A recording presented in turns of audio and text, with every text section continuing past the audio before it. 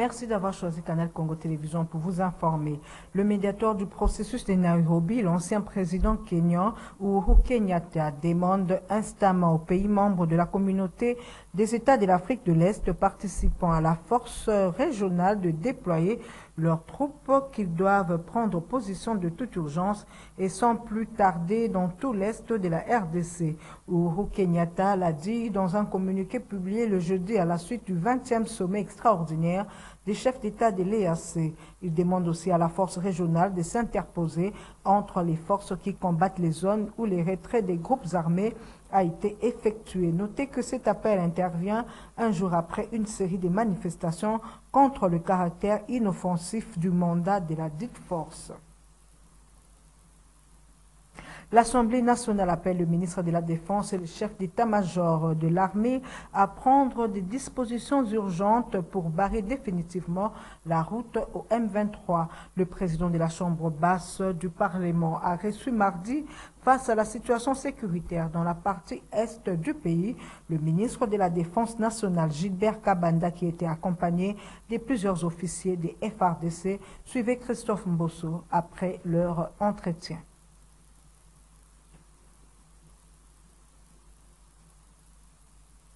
Merci au ministre de la Défense, merci également à l'état-major de notre force armée d'avoir répondu à notre invitation. Monsieur le ministre vient de vous dire la raison de cette rencontre. Ça porte essentiellement sur la grave situation sécuritaire de l'Est et un peu de l'ensemble du pays.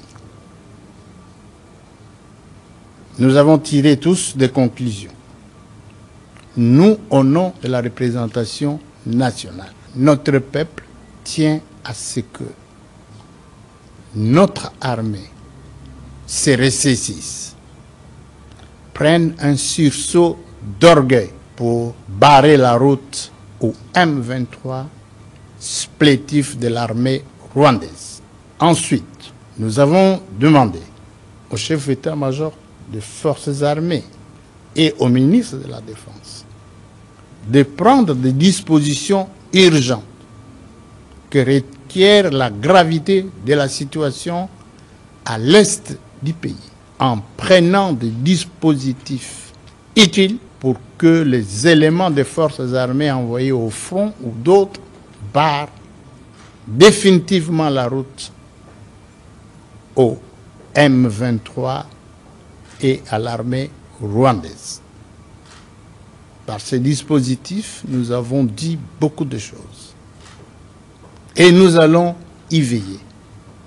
En même temps, nous prendrons contact avec le commandant suprême des forces armées pour faire rapport de nos entretiens et présenter des propositions au nom de la représentation nationale.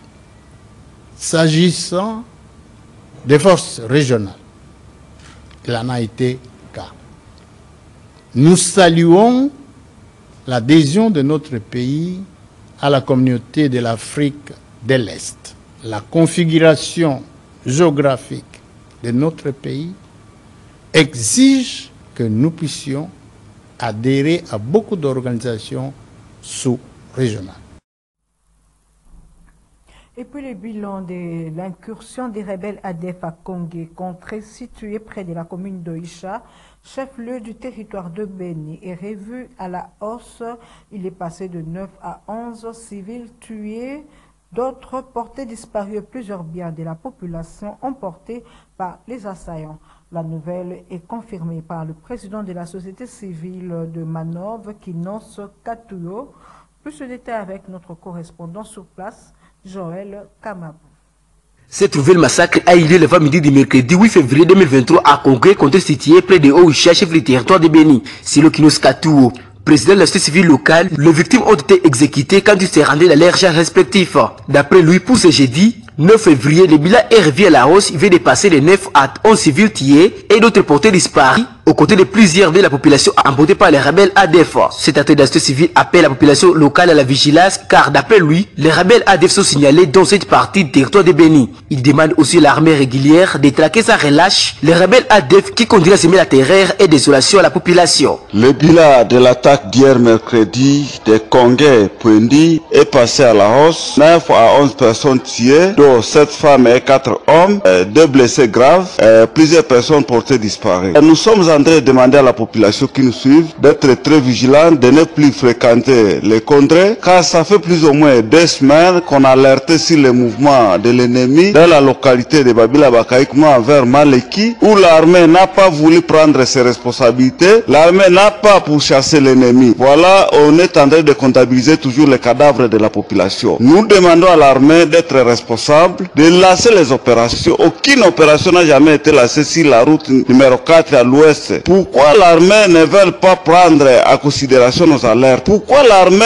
se contente toujours de tromper la vigilance de la population en passant au cours des routes, en disant qu'on est en train de faire des patrouilles sans avoir des actions palpables sur terrain? Cette nouvelle Thierry a été à la base d'une panique généralisée qui a gagné le chef de la population du quartier Mabasele de la commune de Oisha. Les habitants qui craignaient à une progression des rebelles ADF vers la commune ont déserté les quartiers pour des zones supposées sécurisées. Précisons que les rebelles ADF ne menacent pas seulement la province du Nord Kivu, mais aussi celle de l'Ituri, où le 5 février dernier, 4 rebelles ADF avaient été neutralisés par les FARDC à Apende, à Cheveri de Wallace et Vokuto, au territoire de Romou, alors que ces rebelles tentaient d'attaquer un convoi de véhicules qui venaient du Nord Kivu vers l'Ituri. Pendant ce temps, les forces armées de la RDC ont procédé à la remise de 4 ex-otages des rebelles ADF à la coordination urbaine de la société civile de la ville de Béni. D'après le porte-parole des opérations Sokola et Glano, le capitaine Anthony Maloucha, ces ex-otages avaient été libérés par les FARDC il y a de cela 2 mois dans la vallée de Moalika, territoire de Béni. C'était lors d'une opération militaire contre les rebelles ADF. De ce côté, le président de la coordination urbaine de la société civile de la ville de Béni, Maître Pepe Kavota, appelle la population à continuer à soutenir les forces armées de la RDC afin que la paix soit vite rétablie dans la région de Béni. Il faut noter que les 2 derniers mois, plusieurs otages ont été libérés entre les mains des rebelles ADF, non seulement dans la région de Béni, mais aussi dans le territoire de Romoua, province de l'Ituri. Rendons-nous à Mbandaka où il y a eu lancement des travaux d'asphaltage de l'avenue Mounzi par le gouverneur de la ville de l'Équateur, Bobo Boloko Bolumbu, une réalisation de la promesse faite par le chef de l'État, Félix Antoine Tshisekedi, lors de son dernier passage dans ce coin du pays. Le point avec Maxime Macab. Les travaux d'asphaltage de l'avenue Mouji ont repris le mardi 7 février à la grande satisfaction de la population de la province de l'Équateur. Les travaux exécutés grâce à l'implication personnelle du chef de l'État Félix Antoine Tshisekedi Tshilombo, une réalisation de la promesse faite lors de son passage dans ces coins de la République démocratique du Congo. Toujours soucié du bien-être de sa population, le gouverneur Bobo Boloko Bolumbu a effectué une visite surprise au chantier de réhabilitation et de modernisation de la dite avenue en plein cœur de la ville de Mbandaka, d'où ses remerciements à l'endroit du chef de l'État.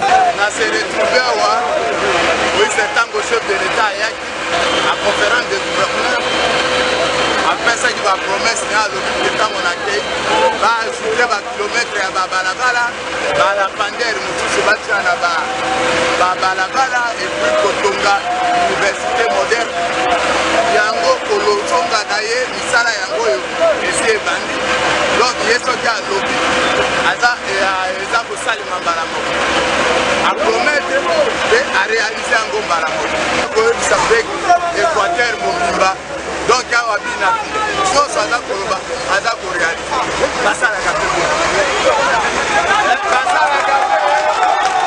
Venir très nombreuses assister et manifester sa joie face à la reprise de ces travaux, la population n'a pas retenu ses émotions. Tosepeli makasi lokola papa Pati asimbeli biso son excellence Bobo Boloko Bolumbu et babongiseli biso mboka bamwinda epelima alors babalabala pe ya moki ndenge tozalaki na bagouvernement nyonso oyo papa Bobo Boloko Bolumbu na président na biso Pati Berton baumela mpo na libela président asimbela biso gouverneur na biso Signalons que ces travaux exécutés par l'entreprise Afritech en collaboration avec l'OVD sont financés par le gouvernement de la République sous l'œil vigilant du BTC.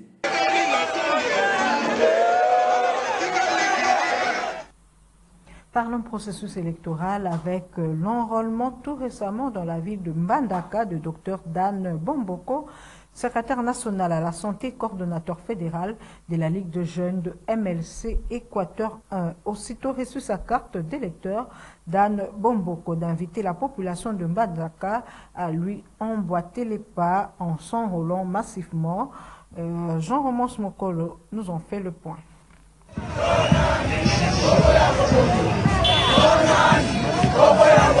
L'aigle royal a survolé dernièrement la ville de Mbandaka. En effet, Dr Dan Bomboko, secrétaire national adjoint à la santé et coordonnateur fédéral de la Ligue de jeunes du MLC Équateur 1, s'est fait enrôler à Mbandaka, au centre de la CENI, situé à l'Institut Bakusu, dans la commune de Wangata. Accompagné d'une marée humaine innombrable, l'aigle royal du chef-lieu de la province de l'Équateur, Dr Dan Bomboko, a rempli son devoir civique et patriotique après avoir effectué une procession à pied sur les principaux acteurs de Mbandaka, dont le point de départ était le siège de la Ligue de jeunes du mouvement de libération du Congo, situé non loin du grand marché de la ville.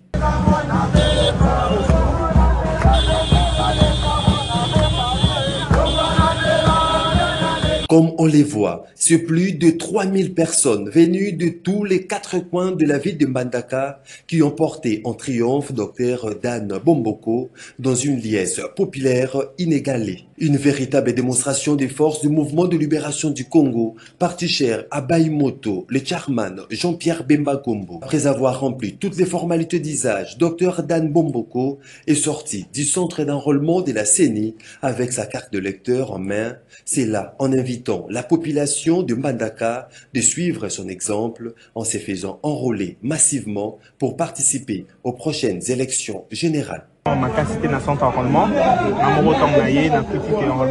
timidement. Je comprends que la population n'est pas encore sensibilisée pour s'enrôler et qu'aux dispositions sont nécessaires pour et bâtir s'enrôler.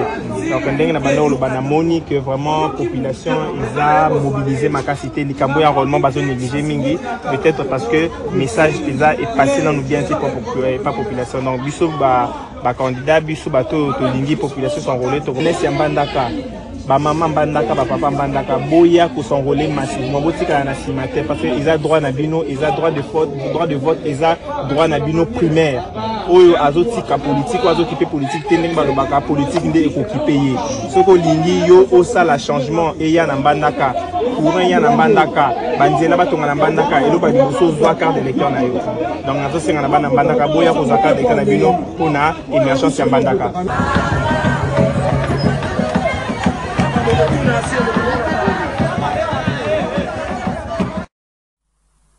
Parlons à présent du conflit de succession de la concession Lulungu, située au numéro 10 de l'avenue Kasavubu, quartier Joli Parc dans la commune de Ngalema, où les héritiers attaquent en justice.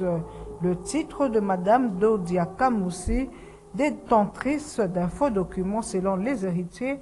Autre détail dans cet élément signé Maxime Makabou et Lola Kinyama. Les conflits de succession opposant les héritiers de la famille Lulungu à Madame Dodia Kamoussi, détentrice d'un faux document lui légué par son défunt mari Kamoussi Lulungu, selon les héritiers qui lui dénient ses titres de propriété, précisant que la dite concession était bien successorale. Ainsi dénonce-t-il la manipulation de certains agents de l'ordre qui piétinent certaines décisions de la justice. Nous avons un problème en justice. Mon frère, le feu Kamoussi Lulungu, il avait fait un document, un certificat d'enregistrement à son nom, qui était faux. Parce que cette parcelle-là appartient à notre père, il est là, Samuel Lulungu. Nous sommes 13, les héritiers. Lui, il a fait le certificat à son nom et à sa mort, il a légué cette parcelle à sa femme, Dodia Jinki Kamoussi. Il n'a même pas légué cette parcelle-là à ses enfants. Il n'y a ni le nom de Marie, ni le nom de Christine, ni le nom de Anne et le reste des Kamossi. Ce sont ses enfants. Ils n'ont même pas droit, ils n'ont pas qualité dans cette parcelle-là. Nous avons attaqué Dodia en justice, sa femme, la veuve. Nous avons eu gain de cause. Il y a 2 jugements. Un jugement au triple de paix de Ngalema. Le second jugement, grande instance de Gombe. À notre grande surprise, les enfants viennent en tierce opposition, en disant que la parcelle leur appartient. La parcelle ne les appartient pas. On a voulu, nous sommes allés en justice. On a dit, bon, allons-y en justice, comme ça, nous allons vous montrer noir sur blanc que cette parcelle n'est pas à vous. Bizarrement, à notre grande surprise, ils se sont légués avec les autorités de ces pays. Ils ont donné, vous savez comment ça se passe. Ils ont mis des militaires, ils ont mis le service de sécurité que vous avez. Après le service de sécurité, il y a les policiers. Ces policiers-là, ils ont dit, ils sont sous ordre de leur hiérarchie. Ils n'ont pas voulu sortir de notre parcelle. Mais tout en est, nous, on est encore sur, au tribunal, ils ont fait des destructions méchantes. Ils ont cassé, l'église, tout ce qu'il y a là-dedans, je ne sais pas. Bon, vous allez voir dans les images. Non, notre problème, c'est revenu dans nos droits. C'est notre parcelle. Ce qui est bizarre, la parcelle est sous séquestre. Et nous ne comprenons pas comment une parcelle qui est sous séquestre, il doit y avoir des déguerpissement. Donc il y a une main noire qui est en train d'agir dans cette parcelle. Il y a une main noire. Et cette main noire-là doit être... On doit... Comment tous les réseaux là, nous devons le savoir. Il y a Emedo. Kiakou Mwanza, c'est lui le commanditaire, c'est lui, je sais pas, il n'est pas de notre famille. Il s'appelle Aimé de Kiakou Mwanza. Les héritiers de la famille Lulungu disent se battre afin que la vérité soit éclatée au grand jour dans cette affaire. Coup de projecteurs sur l'avenue Itaga dans la commune de Kinshasa, le tronçon de cette avenue dans son croisement avec l'avenue Bokassa, occupé par un grand nombre de commerçants et vendeurs est malheureusement rempli d'immondices. Des déchets plastiques et domestiques érigés en montagne sont aperçus de part et d'autre. Juliette Oeka est descendue sur le lieu pour le constat. Des immondices jonchant la plupart des grands couloirs du marché central, fermés pour raison de réhabilitation, tel est le cas sur l'avenue Itaga, au croisement Bokassa. Depuis plusieurs mois, ces tronçons continuent à servir de dépotoirs d'immondices, non seulement aux marchands, mais également aux habitants des quartiers environnants et aux passants. Une avenue qui pourtant occupée par un grand nombre de commerçants et vendeurs. Ils exercent leurs activités à proximité des tas d'immondices, aux odeurs nauséabondes et pourtant, disent-ils, payer leurs taxes de 200 francs congolais quotidiennement.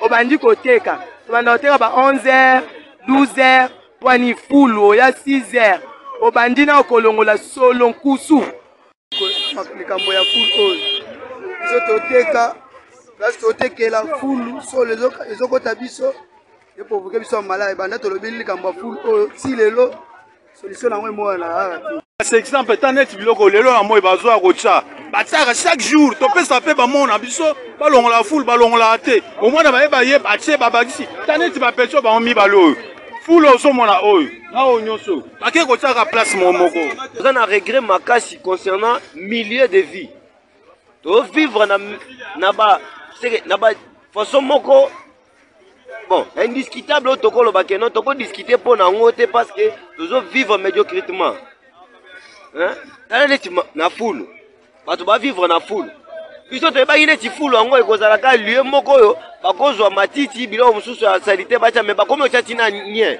Les usagers de cette avenue qui n'avaient plus à supporter cet immondice, qui ont élu domicile depuis plusieurs jours, appellent à l'implication du gouverneur, car disent-ils être exposés à des maladies. Les membres de l'association des dirigeants des clubs du Congo, ADEFCO, ont exigé cette préalable avant toute reprise du championnat de la Linafoot, entre autres la mise à la disposition des fonds nécessaires au profit des clubs pour leur participation effective et complète. Suivez Lambert Osango, président de cette structure, au sortir de la réunion tenue ce mercredi 8 février 2023. Nous, dirigeants des clubs membres de la DEFCO, constatant de fait l'arrêt du championnat, faute de moyens financiers et le déficit des infrastructures sportives. Et devant l'incapacité de la commission de gestion de la LINAFOOT à trouver des solutions idoines, exigeons avant toute reprise du championnat jusqu'à son terme ou l'amorce d'une nouvelle saison, ce qui suit. 1.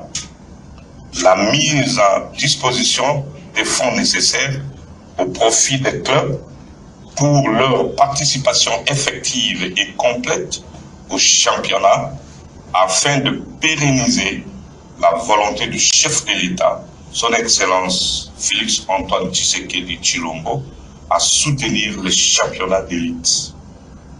2. La transparence et traçabilité dans la gestion financière des ressources perçues par la LINAFOOT pour l'organisation du championnat.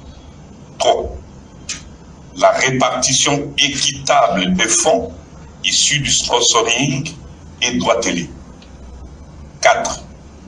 L'ouverture par le ministère des Sports d'une ligne de crédit pour les championnats d'élite de football à inscrire au budget de l'État. 5. La régularisation au regard de textes et la légitimation des animateurs de différentes structures du football dans un bref délai. 6. La mise en place d'un cadre permanent de concertation, c'est-à-dire FECOFA, LINAFOOT, ADEFCO, pour l'élaboration d'une politique spécifique pour les championnats d'élite. Et on fait 7. L'engagement ferme du ministère des Sports dans la réhabilitation des infrastructures existantes et la construction de nouveaux stades. Toutefois, les dirigeants des clubs restent ouverts à toute initiative allant dans le sens de trouver des solutions définitives et efficaces pour les saisons sportives régulières, ininterrompues, et ainsi mettre fin à ces cycles d'arrêt répétitifs qui ternissent l'image et affaiblissent le développement de notre football. C'est par ici que nous mettons un terme à ce journal sur Canal Congo Télévision. Merci à vous tous qui l'avez suivi. Au revoir.